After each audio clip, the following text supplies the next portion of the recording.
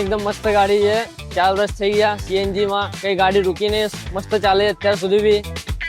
मैंने चला के देखी, गाड़ी अच्छी है, पिकअप भी अच्छा है गाड़ी का। इसका मेंटेनेंस अच्छा लग रहा है, डिजाइन भी अच्छा, आगे गैप नहीं है ज्यादा, आराम से दिख रहे हैं, शेप छोटा, फर्स्ट क्लास गाड़ी छोटी।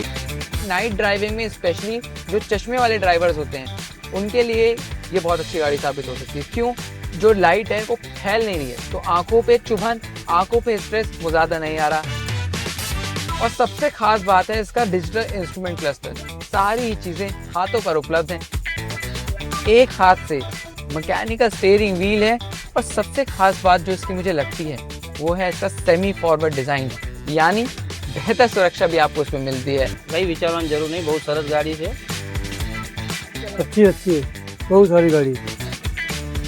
सीटिंग बीटिंग कंफर्टेबल है, गाड़ी का डिजाइन भी अच्छा है, सुपर है, हल्का है स्टीयरिंग, हाँ मजबूत है, क्या पतरा ही मजबूत दिख रहा है। मस्त गाड़ी है, काई नो घटे एमां। गाड़ी आको जो मुनाफो थाय तमने नफो मळे आको। अच्छी गाड़ी से ले लेना।